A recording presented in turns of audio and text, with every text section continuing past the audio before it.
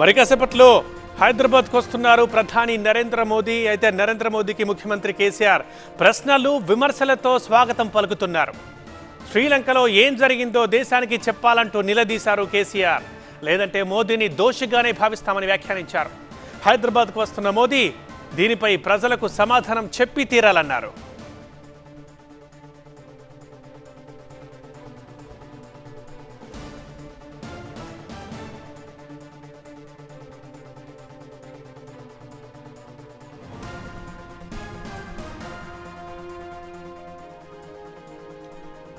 శ్రీలంకలో ఒక ప్రాజెక్ట్ని భారత్లోని పారిశ్రామికవేత్తకి ఇవ్వాలని ప్రధానే స్వయంగా ఒత్తిడి చేయడం ఏంటంటూ ప్రశ్నించారు కేసీఆర్.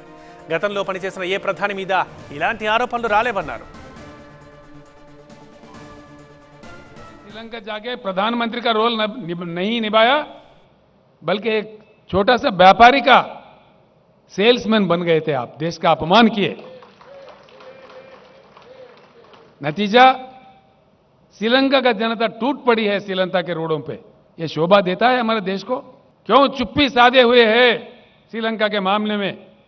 कोई सरकारी प्रवक्ता अपना मुंह क्यों नहीं खोल रहा है? और आप अपने आप में खुद में क्यों नहीं बोल रहे इस बात में? क्यों चुप्पी साधे हुए हो? क्या वजह है इसके? और इससे बड़ी चीज क्या हो सकता है? श्रीलंका पार्लियामेंट कमेटी के सामने श्रीलंका इलेक्ट्रिसिटी बोर्ड के चेयरमैन बयान दिया दुनिया के सामने खुलेआम कि भारत के प्रधानमंत्री के दबाव के कारण हमने ये कॉन्ट्रैक्ट किसी हिंदुस्तानी व्यापारी को दिया। ये क्या देश का इज्जत बढ़ाएगा?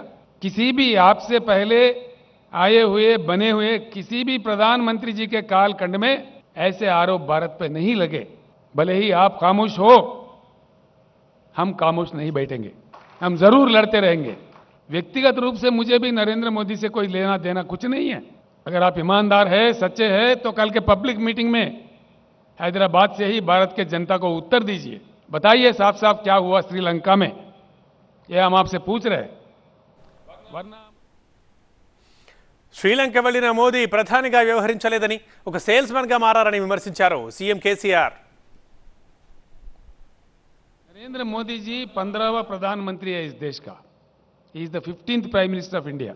इनसे पहले 14 प्रधानमंत्री और बने थे। किसी के कालखंड में भी, किसी के भी कालखंड में देश का मान मर्यादा इतना नहीं गिरा जितना आपके कालखंड में गिर रहा है। अगर आपके नारा में सही दम है, आपके रगों में बहता हुआ खून में एक बूंद में भी ईमानदारी है, सच्चाई है, तो एक बात मैं सवाल कर रहा हूं, उसका उत्तर दीजिए। कल के सभा में देश के सामने बताइए कि आपके खिलाफ किस प्रकार का जन आंदोलन चल रहा है श्रीलंका देश में, क्यों चल रहा है? अगर आप ईमानदार है, सच्चे हैं, तो कल के पब्लिक मीटिंग में हैदराबाद से ही भारत के जनता को उत्तर दीजिए। बताइए साफ साफ क्या हुआ श्रीलंका में, ये हम आपसे पूछ रहे हैं। वरना हम आपको दोषी मानेंगे, बिल्कुल दोष देंगे आपको। ప్రధానిగా ఎప్పటికీ తానే ఉంటాననే భ్రమలో మోదీ ఉన్నారని, ప్రజాస్వామ్యంలో మార్పు తప్పదని వ్యాఖ్యానించారు ముఖ్యమంత్రి కేసీఆర్. మోదీకి ముందు చాలా మంది ప్రధానులు పనిచేశారని గుర్తు చేశారు. राजनीतिक परिवर्तन होगा, जरूर होगा, कोई परमानेंट नहीं है। मोदी जी से पहले भी कई प्रधानमंत्री बने। मोदी जी मुझे लगता है कि एक भ्रम में है कि हम ही परमानेंट है। कोई परमानेंट नहीं है, ये अननेचुरल है। इसलिए परिवर्तन कभी भी संभव है, असंभव नहीं है। దేశంలో మోదీ అప్రజాస్వామిక పాలన చేస్తున్నారంటూ మండిపడ్డారు సీఎం కేసీఆర్. ఇప్పటివరకు 9 రాష్ట్రాల్లో ప్రభుత్వాల్ని కూల్చారని, ఇదేనా మీ పాలన అని ప్రశ్నించారు. लोकतंत्र का खात्मा कर रहे हैं आप, लोकतंत्र का हत्या कर रहे हैं, राज्यों के सरकार को गिराने में आप व्यस्त है। अब तक 9 सरकारें आपने गिराई है, यह आपके रिकॉर्ड में है। ఇక రాష్ట్రపతి ఎన్నికల్లో ఆత్మ ప్రబోధానుసారం ఓటు వేయాలని దేశంలోని ఎంపీలు ఎమ్మెల్యేలకు పిలుపునిచ్చారు సీఎం కేసీఆర్. इससे पहले जब वीवी गिरी साहब राष्ट्रपति चुनाव के लिए लड़ रहे थे, उस समय हिंदुस्तान में एक नारा चला कि भाई आत्म प्रबोध से वोट दीजिए, और उसी के अनुसार वीवी गिरी जी का भी जीत हुआ।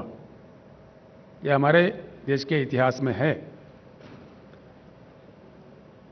आज मैं सारे भारत के पार्लियामेंटेरियंस को, जितने भी पार्लियामेंट मेंबर्स हैं, विधायक हैं, जो भी इस चुनाव के लिए, राष्ट्रपति चुनाव के लिए वोट देने के लायक है, उन सारे भाइयों से, बहनों से मैं अपील करता हूं, तुलना करके देखिए दोनों कैंडिडेट के बीच में और आपके आत्मा के अनुसार, आत्मा प्रबोध के अनुसार यशवंत सिन्हा जी का तायीद कीजिए।